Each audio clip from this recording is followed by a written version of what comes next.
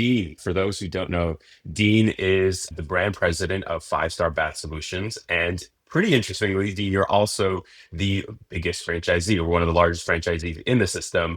And I know that's pretty unique. Folks are typically one or the other. You're both at the same time. Dean, I know I've told you this in the past, but you have been very much a mentor to me in the home services space. I feel like I've gotten a crash course over the last 12 plus months working alongside you. A big thank you to that. Super excited to have you here with us and talking to us about the way you think about coaching and AI and other things. Well, thanks for having me on today, Gary. Appreciate that. Nice warm intro. And yes, I have had the luxury, I guess you'd say, of both running a brand and running a business in this space. So it's been a nice journey. So maybe that's a great place to start, right? You were the brand president and you took over, I believe, one of the largest territories at Five Star Bath Solutions and have been running it ever since. So when you dove into that and you became the largest franchisee, what were some of those initial learnings for you as an operator? Yeah, when we started in 2014, and I became the brand president after being in the manufacturing space of the actual products we use today. And we actually had a franchisee fail in 2015, and that I didn't like that. That's what prompted me in early 2017 to say, if I can't run one of these locations here using all of the playbooks and systems that we are teaching people, then I really don't deserve to be teaching people. So, what started as a small hobby, we call it the lemonade stand back in 2017, as we saw that, hey, these systems really work, and Michigan happens to be a pretty good market. It's large enough to have a large business in it. So we just continued growing it and started off at 400,000 in one year, went to a million, went to two, went to three, went to six, went to 10, went to 12, went to 18. It's been quite the journey. So you guys have had a pretty incredible few years of growth. And I know you started at 14, 15 and have had a pretty phenomenal few years. Walk me through a new franchisee. Now that you are an operator, you're a franchisee. What are the things that you wish every new owner knows or the patterns you think you wish they'd recognize pretty quickly?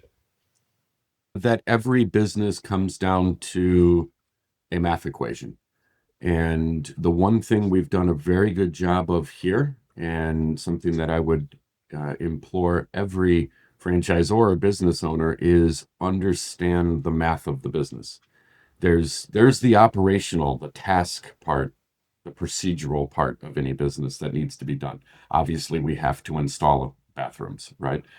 But from a financial and a sales specifically perspective, you have to have a handle on KPIs. You have to have a handle on COGS. You have to have a handle on profit. And comes down to simple math of, revenue minus COGS minus overhead. The where the KPIs come into play is really in the marketing. And the more insight, the more data, the more you can quantify the path from marketing spend to lead to whatever has to happen in your business to become a sale, the more you control that marketing spend. And then you're able to put a growth path together based on those known numbers. We've talked about this also, right? You said that there's two equations, right? The first was figuring out everything that goes into that marketing input and then all of the operations afterwards. And like you just said, all those KPIs therein. So I guess my question for you is why do different operators interpret those KPIs differently, right? Tremendous amount of effort by home services brands is in making sure that people understand that and hammering it continuously. But why is that variability amongst operators? Probably because of the access to the data in the first place. Most home service companies, and even I see this in the franchising space, I do not have a ridiculous control over their data. They might have some control. Certainly, CRMs come with basic reporting tools and things like that. But I do still see way too many spreadsheets. And over the last few years, I've come to the conclusion that I hate spreadsheets because anything necessary to go into a spreadsheet probably is something that needs to be more. To be a true operator, In a home service business, you need to have constant, trusted data all the time. And once you have a handle and understand the math of the data, it becomes a lot easier to be confident in the decision making process. If you're consuming all of your time trying to build a spreadsheet that, quite honestly, can get so complicated that you forget the input you even started with, and you have to do that over and over and over again, it's an organizational nightmare. When you have access to data in a more dashboard format, something that gives you the true insights you need into your business, you can make more educated decisions. So whether or not that's on a financial side of just keeping proper books, I mean, if I could go back in time to 2014 or 15, I probably would have stressed the importance of yearly planning, quarterly visions. We've created calculators now so that you can input top line, input marketing, and kind of project profit, then use P&L to make sure that your assumptions were correct. But the thing that drives that is sales. Production does not drive these types of businesses. Sales drives these types of businesses. And on a production side, of course, KPIs are important, service call rates or customer reviews, things like that. Those are important, but there's a built-in mechanism for knowing when you're doing something wrong on a production side called the customer. They will call you and tell you that you did something wrong. You fix it, you try not to do it again. On the front end of a business like this, when you're talking about marketing and sales, you lose the customer feedback. In that case, is not closing the customer, not setting that appointment, not turning that marketing dollar into an opportunity or a sale. The only way you have insight on that is through proper KPIs that follow whatever your sales system is. In our case, it's a lead to an appointment to handed to a salesperson to a close. So those four parts of the cycle need to have data points that I can look at every day to see if we are moving in the right direction. Otherwise, you're throwing dice at the craps table and hoping that, it comes Right. out all right. We want to engineer growth in sales, not make it guesswork. Got it. So that's perfect. It's a perfect thing. It's what I wanted to talk about next, which is around you as the engineer. And I think I've talked to several people at Five Star and in your organization more broadly that have talked about you as something of a secret weapon for Five Star Bat Solutions. We have Dean. And I think there's two parts to that, right? The first is what you just talked about, which is getting all the data. You've been able to identify what is all the data we need to be capturing, going farther back, and you kind of talked about the P&L ideally, and kind of everything in those KPIs through the sales funnel because you need data in the absence of any customer feedback, right? Which is just the nature of almost any home service business. So, kind of the flip side of that is your ability to interpret all that data. And that's something a lot of folks have told me is like, well, Dean has the ability to understand what these KPIs are and almost intuitively dive into them, spreadsheets or not, and then coach the franchisees. So, like as in that knowledge base or that kind of your understanding of how to interpret these KPIs, how have you historically captured that know-how and tried to bring it out to the rest of the franchisees? Well, the first thing as a franchisor or any operator, even a franchisee, if you're not being told this by the franchisor, then you're going to have to come up with on your own if you want a successful business. But anyone in a space that has a sales cycle like this of marketing leads to a sale. It's not people walking into your restaurant. That would be a different model. The first thing I would do is, and what we did over years was first learn what is the actual process? What are the points of contact? What is the direct pathway from putting out a piece of marketing and then watching that lead that is created by it turn it into revenue? When you first see what those points are, where can you make a difference? Then what you need to monitor. And it's probably going to be a closing rate. It's going to be an appointment set rate, or it might be a sales rate on a phone. It might be a cancellation rate of appointments, which we would call an issued rate in our industry. But there are touch points in every business that go from lead to eventual sale. Once you have a pathway, now create something to see it every day. And a spreadsheet's not going to do that. It's just as simple as that. You will get bogged down in typing numbers into little cells instead of running a business and making actual decisions. So we did have to create some of these dashboards ourselves, but quite honestly, it would have been a heck of a lot easier to just have Harmonyze do it for me because there's so much data, especially in a franchise situation where you have 40, 50, 100, or maybe 200 locations. Now you can spend your time from an operations standpoint just making sure people are pushing the right buttons and connect that CRM to, say, Harmonyze that can translate the data based on what the franchisor says is the pathway. You do have to find that pathway first. Then it becomes synthesizing the correct data. As you find that pathway, now you start altering your playbooks, your operations manual, your systems, because your system should always be optimized to increase those numbers, those rates. If setting appointments is a very important part of our business, which in home services it is, then we should have a playbook, an operational book that is teaching our franchisees how to get better at setting appointments. If the training's working, appointment set rates should go up if you're monitoring those numbers. And what I do like about what you guys do is combine that idea of machine learning on one side where we're able to crank out the numbers that you need to look at, but then combine that with analyzing the playbooks to offer helpful suggestions of things that brand coaches, brand presidents, individual owner operators could be looking at in their business. It almost, I Hmm. don't know if it completely takes the place, but it kind of takes the place of those weekly calls. It starts Well, pointing the franchisee in the right direction, but it also starts pointing them to the answer so they can start thinking about it ahead of time, at least before they call someone like me or one of our brand coaches. so I want to double click on something you said, which is the two piece there, right? Which is identifying where the issue is. You guys have all the metrics, you have the KPIs, you have dashboards, but it still requires you or coaches or somebody to get on the phone with some franchisees, not all franchisees, but like every system, you have a range of performers, and some of them need coaching and need the steering of how to do it, right? So there's two questions. There's what do they need to work on and how do they do it?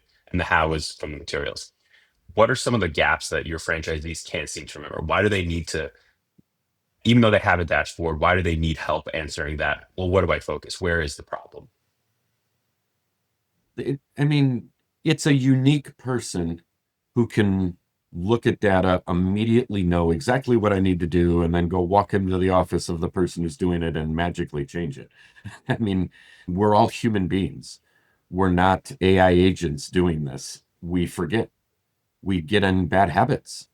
We have personal moments in our lives that move us in one direction or another. And what the data shows is when something is trending in one direction, whether or not something's an anomaly or a systematic problem. And that's where the data comes in.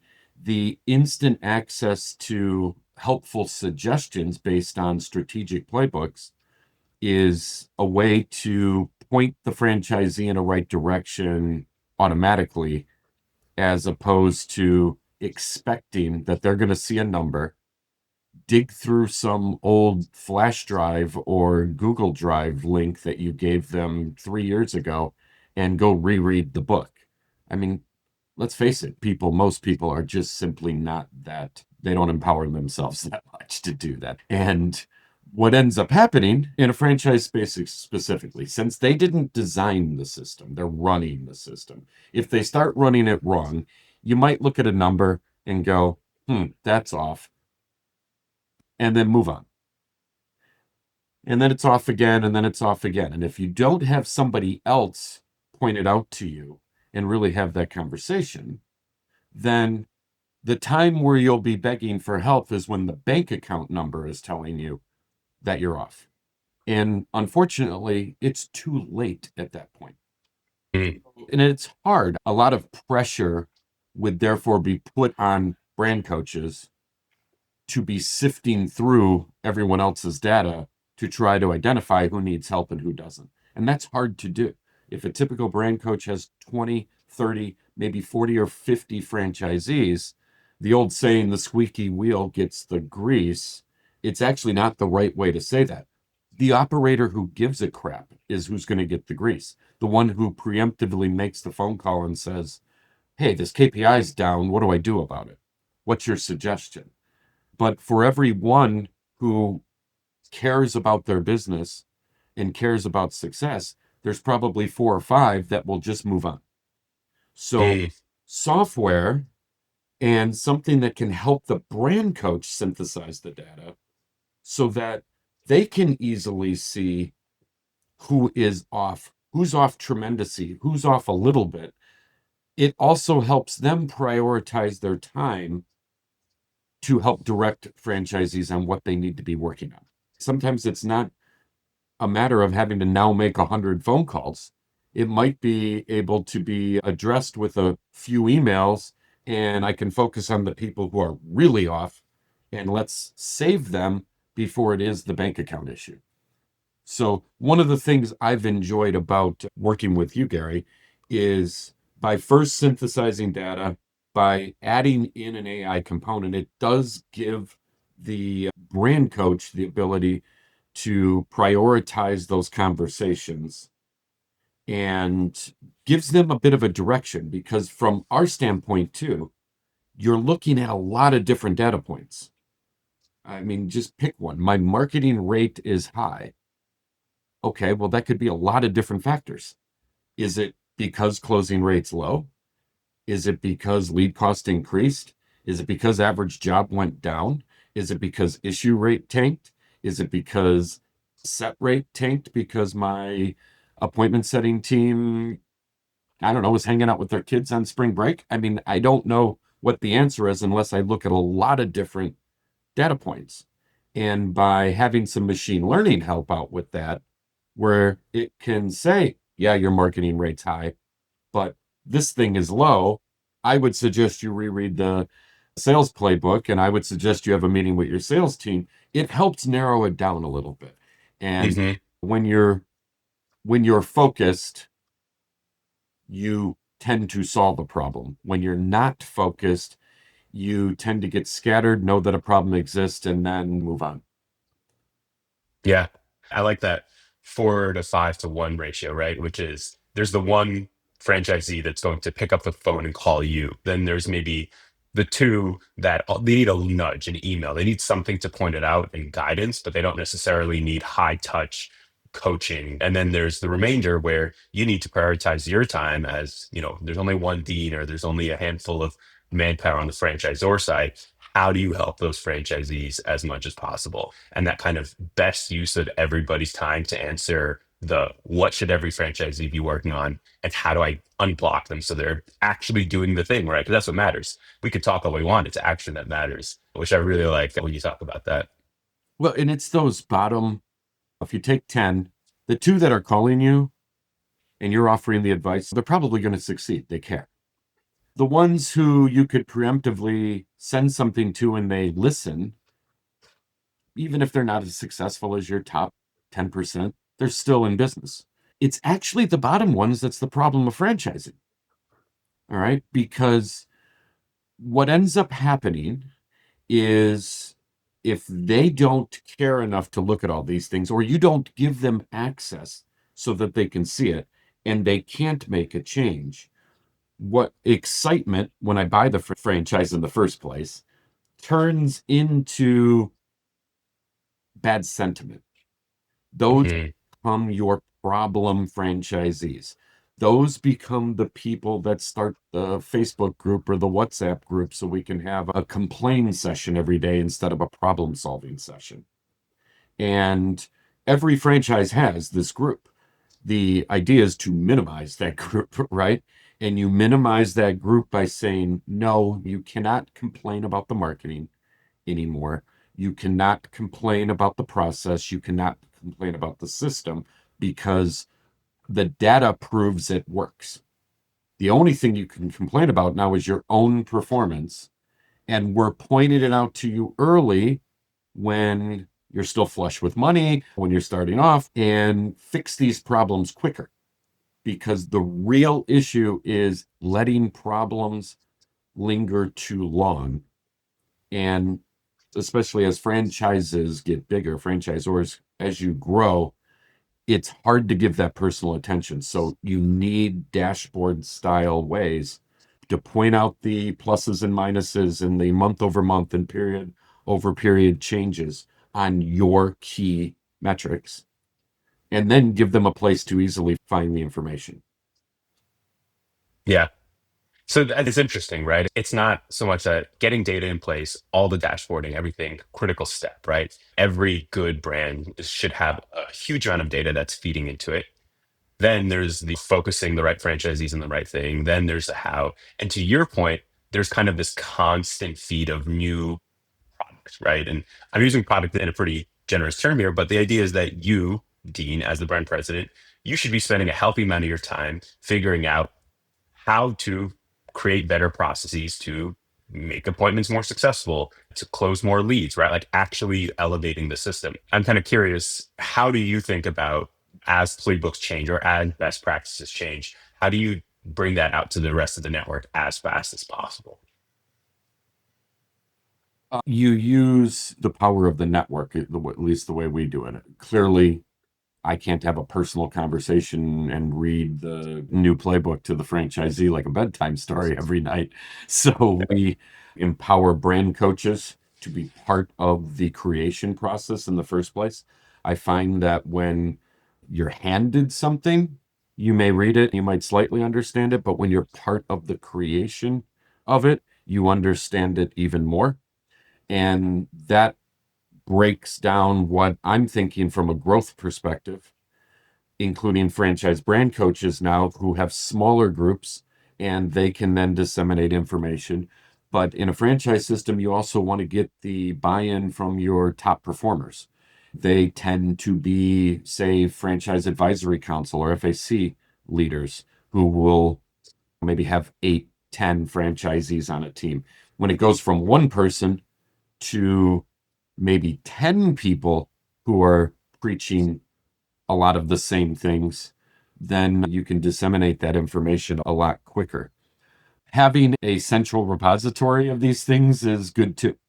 So, updating, I mean, obviously you're in the AI space. I use a lot of AI to help me write the manuals, not so much because I want the opinion of, hey, write me an operations manual. It's more of a great way to just organize thought. It takes a long time and a lot of proofreading for a human to write a 100-page playbook on a particular topic. If your business, it should be a little bit easier if you incorporate some AI to help organize that. The more organized the playbook is, the better a piece of software like yours works because now the components are organized very well so that they can be referred to based on the data that you're providing.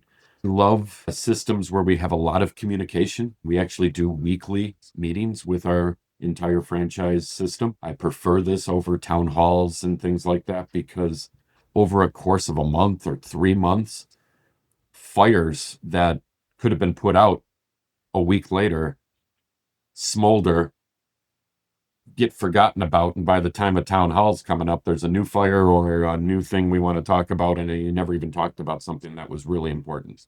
So in franchising, weekly meetings I find to be a much better way to continually bring up things, reinforce things, look at the data now. I mean, before I have a weekly meeting, I look at the data to say, what should I talk about this week? What do I see in the system? I'll go to Harmonyze software and say, what are the most people having trouble with, even if they do not know they're having trouble with this? And then I'll just preemptively make that meeting about that topic. Well, So yeah, you didn't even know I used the software that way. no, I didn't. Well, I mean, listen, the thing I love about your weekly calls, as you know, we ingest those weekly calls and we have that inform the AI to say, how do you fix it, right? So there's this really interestingly, I'm now realizing is that there's a feedback loop of you're figuring out what to talk about, then you create that call that immediately becomes part of how the AI is solving for it, right? You're in real time giving the AI the hardware to go out and coach these franchisees better on the existing issues. And that way, every single week, it's getting a bit smarter and more targeted, which I love. The hardest thing about, by no means am I a AI wizard. That's what you guys are for. But as I've had more exposure to how AI works, I can see that the flaw of randomly going to ChatGPT and trying to figure something out is forgetting the part where the GPT needs to be trained and modeled first. If it's not modeled on something, it might go all over the place in answers that it's going to give back. And that could be bad for a franchisee because it's not that the AI is making stuff up, it might be giving you the correct advice. But if it doesn't understand the industry you're in, if it doesn't understand the playbook it works, if it doesn't understand the data that made the playbook in the first place, it might be giving you advice on, oh, I don't know, retail Google pay-per-click campaigns when home service Google pay-per-click campaigns are an entirely different animal. And that training is what makes the GPT better. It does have access to unlimited knowledge, but it's how that knowledge is applied specifically to your business that matters. What you guys do a great job of is by collecting all of the playbooks, by collecting all of the strategy, by collecting the weekly calls, the GPT gets that much smarter, but pigeonhole smart on one specific industry. And I'm really hoping that we're right here, Gary, that as we do this for another 6 months, it starts getting to the point where the franchisee themselves can just have a chat with the AI in the system, and it will not direct them to the playbook. It'll know the playbook so well that it just has actually a conversation of the answer and starts suggesting, well, you should be thinking of this, you should be thinking of this, this means that. And if we as franchisors keep making that AI more trained, then the franchisee has more access to a super brand coach. And the only thing that can make a brand coach a super brand coach is unlimited remembrance and knowledge of what the system's supposed to be, but then combine the data with it. So when you accomplish those two things, it's pretty hard for a franchisee to ever say, I didn't know, especially Well, if you put I it in with reports and things like that, which uh, might be off topic, but I've never seen anyone put a report together as fast as you guys have. we do pride ourselves on knowing data and your data in particular really well. Can I ask you about the importance of a third factor? So when we started building this AI together, we focused on those first two, right? We said we're going to make sure the AI understands all the structured data, all the KPIs going back years, and that's how we train the machine learning for you guys. And then we layered in the LLM based how, right? All those recorded calls, those reports, all of that. One of the things that we're getting into now is the third bucket of call it context, right? And the context being that if Dean and Gary have the same exact numbers and Dean and Gary have access to the same materials, Dean and Gary still might be different people that need a different touch, that need a different, way of engaging or way of coaching.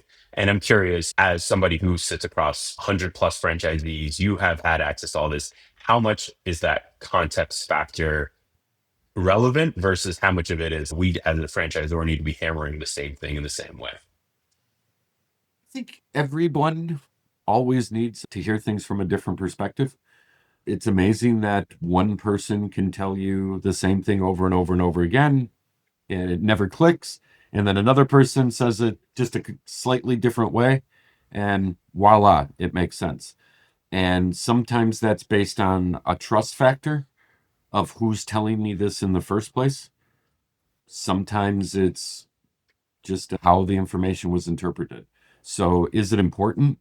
Yes, you do find over time that a conversation with one franchisee can go perfectly. And if you had that exact same conversation with another franchisee the same way, it could end up in an argument. So if I try to tie that into specifically to AI chat and recommendation, I would hope that the unbiased nature of AI helps when it's used right. AI does not care, actually. It Yeah.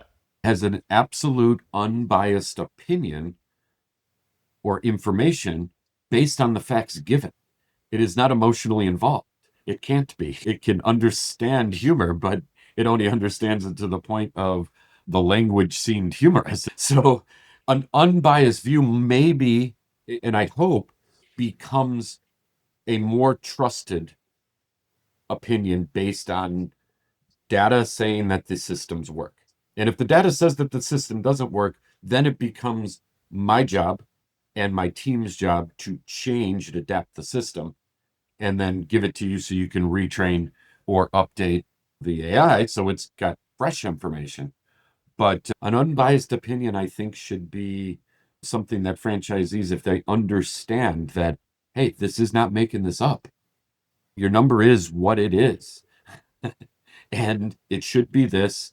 And maybe sometime in the future, the more information we can train the model on, the more, I mean, there's things that we don't even have insight to. I can't sit in every room that salespeople are in across the country. But funny enough, in our business, you can get pretty close to that now. There's software that records conversations. If we start taking those conversations and putting them into all-in-one types of AIs that are also taking the data, the playbook, the conversation, I mean, imagine the helpful advice you can get now. That would be amazing. Yeah. But we're not there And yet. I think that's the direction that we're going in, is and where you guys are going. absolutely. The goal is to understand what makes top performers across whether it's salespeople or franchisees or anything else, and making sure that the entire network is learning from that in real time. So, last question, I think, for you, Dean, is what are you excited for? I know technology is moving fast, but we'll call it the first 6 months of 2026. What are you really excited for on the AI front and where machine learning for five-star bat solutions is heading with Harmonize? What I'm looking forward to the most is the predictive models that we've started creating. Now that you have the data, how can we use that data to not just say, how did the month go or how did the quarter go? That's interesting, but that's in the past. That's already happened. How do we now use that data to say, what's going to happen this month? That empowers the franchisor now to be able to understand the direction they're going, but be able to help franchisees before the month's over, before the quarter's over, before it's too late. It's one thing to talk about why you screwed up. It's another thing entirely to start seeing that you're screwing up early and fix it before it even becomes a problem. So the Yeah. predictive nature of machine learning is extremely exciting to me because it's too much data for anyone to possibly comprehend on themselves. Seeing the interconnection between marketing data and sales data, unfortunately, these are generally two or three or four different reports in any canned CRM software. And it's very hard to look at this report and then look at this one and then look at this one and see how they actually do mix together. So as I get you all of the new growth playbooks, it'll be interesting to see how the AI interprets that and learns from it. Prediction modeling, just so essential for any business. And to be able to provide that kind of level of support to your franchisors or just make ultimate super brand coaches, Yeah. that's where Well, it's why not it, both, Dean, right? Why not the super coaches that, and to your point, as we're drawing the future, right? It's not to plan for current problems, but to plan for and adjust for future problems and seeing ahead into, as you said, 3, 6, 9, 12 months ahead. All very exciting. yeah. I mean, if we can add a financial component, that'd be amazing, and I don't see why we can't really. I mean, you can drag a PDF into GPT and it can read a P&L in 12 seconds. Two, Exactly. so I think there's a lot we can go with it. You guys are doing a great job. And if I'd found you 2 years ago, you would have saved me a lot of time making dashboards, I'll tell you. Well, we're happy to have had you as a partner, Dean. Thank you so much for being here. Thanks for talking to all the folks listening. And yeah, thank you. You're very welcome. Thanks for having me on today.